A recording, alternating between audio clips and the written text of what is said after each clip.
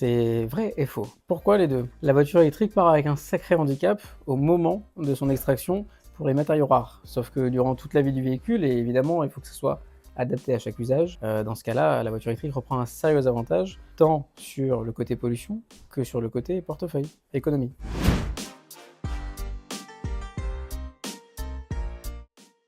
Alors, avec plus d'1 million de bornes, en comptant les bornes privées, et plus de 150 000 chargeurs rapides en France, la question c'est plutôt de la fainéantise en fait, parce qu'on n'a pas été éduqué à regarder les bornes de recharge sur une application de façon native, donc on manque cruellement en France encore d'incitation pour aller découvrir les bornes, pour savoir comment passer à l'électrique, et peut-être même d'une publicité du gouvernement pour le dire, comment faire rapidement et simplement cette transition énergétique comme on a pu le faire pour la maison, pour changer ses ampoules, pour faire sa rénovation énergétique en termes d'isolation. Eh bien c'est la même chose pour l'électrique. Mais aujourd'hui, quand je me balade, je fais entre 100 et 120 000 km par an, ce qui est quand même beaucoup. Donc je peux dire qu'avec 80% en full électrique, j'ai jamais eu de difficulté.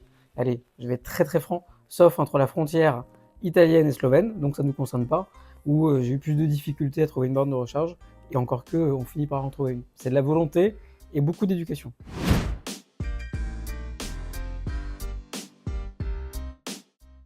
Alors c'était vrai, mais pas forcément sur la voiture, parce que ça n'a jamais été le cas, en sachant qu'une voiture électrique est beaucoup plus fiable qu'une voiture thermique, ayant beaucoup moins de composants autres que la batterie et le moteur dans la voiture, dans son intégralité. Pour la batterie, elle va durer, on le sait aujourd'hui, grâce à Tesla notamment, pour de nombreuses d'entre elles qui ont passé les 500 000 km, et même des Renault Zoé qui sont sur ce secteur depuis plus de 13 ans, les voitures avec leur batterie sont très fiables. Donc elles durent déjà beaucoup plus que 3 ans, mais plutôt 7 à 10 ans en bonne santé, avec un SOH qui reste en bonne santé. Alors le SOH, pour ceux qui ne connaissent pas, ça va être le pourcentage de fiabilité et durabilité de vie de la batterie après X kilomètres. On va retrouver du coup une batterie qui sera à recycler, plutôt aux alentours des 10 ans. Et là, on a des techniques qui se mettent en place. Alors ça traîne un peu avec les Gigafactory, notamment ACC en France, mais on a de nombreuses possibilités pour aller non pas renouveler la batterie en intégralité, mais changer une cellule ou un pack batterie dans la batterie dans son intégralité.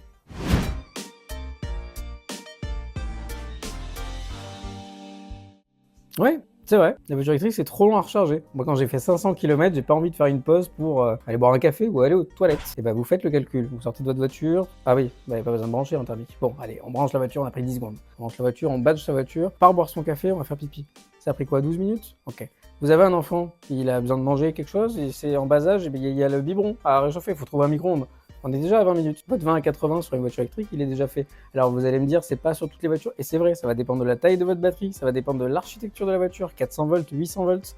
Mais aujourd'hui, ce n'est plus une contrainte de traverser la France si votre voiture est adaptée à le faire. Ne prenez pas une Spring ou une Zoé pour aller faire un Paris Lyon-Marseille. Mais elle le fera. Un peu plus longuement qu'un thermique équivalent, mais elle le fera. Sauf qu'aujourd'hui, vous avez des voitures qui savent faire la même chose en électrique qu'en thermique.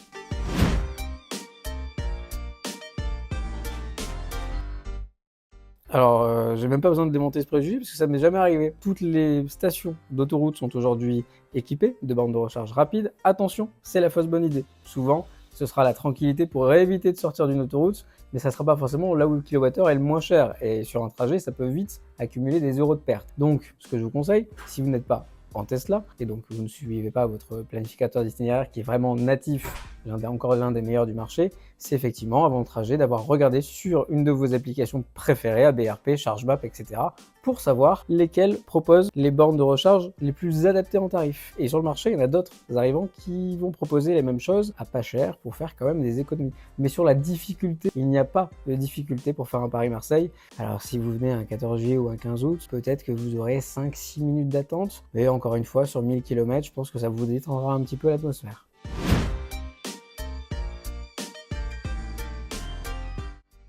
Alors la voiture électrique sera rentable à l'usage si vous en avez la bonne utilité et le bon coût d'achat et d'acquisition. Pour la bonne et simple raison que si vous prenez une voiture de 4,80 m avec une énorme batterie pour faire 40 km par jour, c'est pas le bon investissement. Par contre, prendre une citadine pour 80-90% de vos trajets avec un prix d'achat qui est mesuré, un coût de recharge qui lui aussi est mesuré en charge lente à la maison, si vous pouvez évidemment installer une borne de recharge et avoir un prix du kilowattheure équilibré. En plus, vous avez des révisions annuelles qui sont dérisoires. Là, vous faites non seulement des économies, mais en plus, vous aurez tout de suite un avantage financier sur le long terme. Si à l'inverse, vous avez les yeux un peu plus gros que le ventre, en prenant un véhicule qui ne sera pas du tout adapté à vos besoins, là, ce sera un gouffre financier et un thermique pourrait éventuellement convenir à vos usages. Mais thermique, attention, avec une bicarburation. Par exemple, un thermique hybride rechargeable, donc qui proposera quand même une partie électrifiée de votre véhicule, ce qui n'est pas tout à fait un véhicule 100% électrique. Pour 99% de vos usages à l'année, cela suffira amplement, et là encore, une recharge vous coûtera moins de 2 euros.